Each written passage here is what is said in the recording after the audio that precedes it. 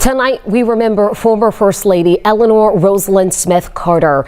As you may have heard just a few minutes ago, right here on NBC, she passed away this afternoon shortly after 2 o'clock. According to the Carter Center, she entered hospice care on Friday after a months-long battle with dementia. Mrs. Carter was 96 years old.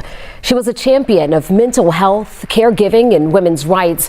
Born August 18, 1927, she was married to Jimmy Carter, the 39th President of the United States, for 77 years. They had 4 children, Jack, Chip, Jeff, and Amy, and 11 grandchildren and 14 great-grandchildren. A grandson died in 2015. Rosalynn Carter wore many hats: wife, mother, partner, and advocate. She dedicated much of her life to improving the lives of those around her in her home state here of Georgia and beyond. Along with her husband, Mrs. Carter traveled the world, shedding light on issues such as human rights, caregiving, and childhood health. 11 Alive's John Sherrick has more on her remarkable legacy. Her life, the American dream come true. Well, Jim and I have had great opportunities. Her heart full of gratitude all her life. The American people have given us unlimited chances, unlimited opportunities, and make it possible for us to do things that we never would ever have been able to do. And what Rosalynn Carter did with her life and with her life partner and husband was change lives. So help me God. So help me God. 49 years old when she entered the national stage in 1976, when Jimmy Carter was elected president, Rosalynn Carter knew going in that as First Lady she would be not only the soft-spoken supporter of her husband. There's no way that we would be here tonight with Jimmy president without your help. We love and care for every single one of you. Rosalynn Carter would also redefine the role of First Lady, advancing her relentless drive to pursue an independent agenda, her causes. Es un gran placer para mí estar aquí. Jimmy would declare that Rosalynn was the only politician in the family, and he meant it. Her unmatched ferocity to win, cloaked in her gracious southern charms, earning her the nickname, the Steel Magnolia. For too long, these people have not received the care they need. And she went to war for her signature cause, begun years earlier as Georgia's First Lady. We do have some specific recommendations. The fight to revolutionize mental health care and healing. That it's just an illness like any other illness. Rosalynn Carter's American dream began on August 18, 1927. Born Eleanor Rosalynn Smith in Plains, 130 miles south of Atlanta.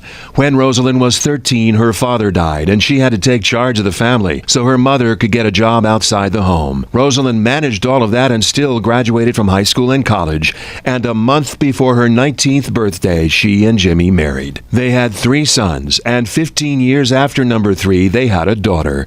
And all those years and beyond, Rosalynn was a full partner with Jimmy in business and in local and state and then national politics. And after the White House, she and Jimmy co-founded the Carter Center in Atlanta, focusing on helping the weakest, the poorest, the sickest. We know that mental illness is a disease as any other. And helping achieve a monumental shift in health insurance. So now it covers mental illnesses just as it does physical illnesses. And almost everyone suffering from mental illness can be helped. This is a woman who began a joyous love affair with fly fishing relatively late in life, who enjoyed a glass of wine and laughter with her friends and expanding family, a night owl to Jimmy the early bird, working full-time into her 90s.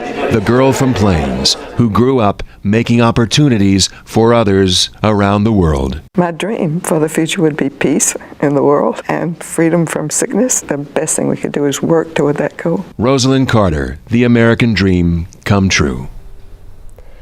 Many know Rosalynn Carter as the former First Lady of the White House, the wife of President Jimmy Carter. But how many people know Rosalynn Carter, champion for mental health research? Earlier this year, with Mrs. Carter battling dementia, Christy Diaz explored that part of her life, speaking with those who know it best. In the small town of Americus, only 10 miles down the road from the famous hometown of Jimmy and Rosalynn Carter, sits an organization named after the former First Lady. Its mission is to help a population close to Mrs. Carter's heart. You know, I say our job is not to make caregiving easy. Our job is to make caregiving less hard. Dr. Jennifer Olson is the CEO of the Rosalynn Carter Institute for Caregivers. She says both the Carters stayed intimately involved from the day she interviewed for the job in 2018. The first thing that struck me was Mrs. Carter came to the door with my resume in her hand with highlights and notes on it. And President Carter came into the room and said, "Yeah, shouldn't you go work at the Carter Center?" And I then took that as my opportunity to convince both of them and make the case that caregiving is a public health issue.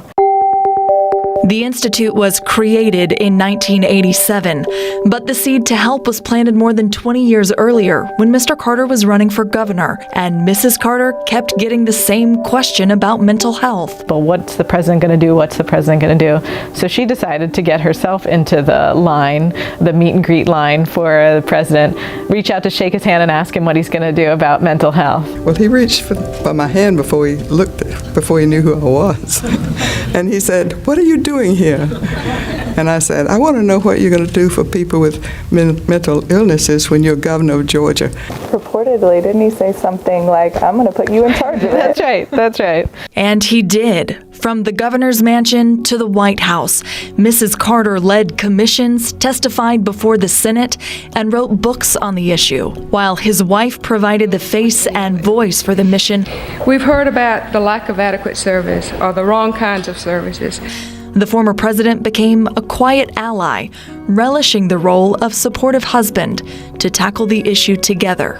President Carter donated part of his Nobel Prize winnings to the Institute back 20 years ago. So, I mean, this hasn't just been a recent effort, it's been a long-standing level of support. For nearly 4 decades, the Rosalynn Carter Institute has been a quiet disruptor, influencing policy, forging partnerships, and doling out resources to those who need it most. Her vision of a more caring society. Do you think we're there yet? Slowly. Our website is most popular in the late night hours or the early morning hours when a caregiver is reaching their crisis point. About 133 million Americans, nearly half the population, suffers from at least one chronic illness. That's 15 million higher than a decade ago, forcing 1 in 5 adults into an active caregiving role. We know caregivers experience especially mental health challenges at higher rates than their non-caregiving peers. Even in their 90s, when Mrs. Carter stepped into a caregiving role once again, Dr. Olson says the Carters were still intimately involved. Their next big goal is to create an Office of the Caregiver inside the Department of Health and Human Services. Right now, there are very few, if any, federal employees who even have the word caregiver in their job title. That just doesn't make sense to us. Sometimes the obvious thing is where the Carters thrived, turning common sense humanity into a lifelong mission and a legacy to be continued. I think there's just a commitment to whatever cause they have put their name to for it to move forward. And you, as a participant in that, just feel like you've got to keep it going. Right now on 11alive.com, we have much more on the life of Mrs. Carter, all of her accomplishments and what was such a rich and active life, including a link to the tribute site set up from the Carter Center. And when the Carter Center announces information on services for Mrs. Carter, we will pass those details along. We have much more ahead tonight on the news at 6 and on our website, 11alive.com.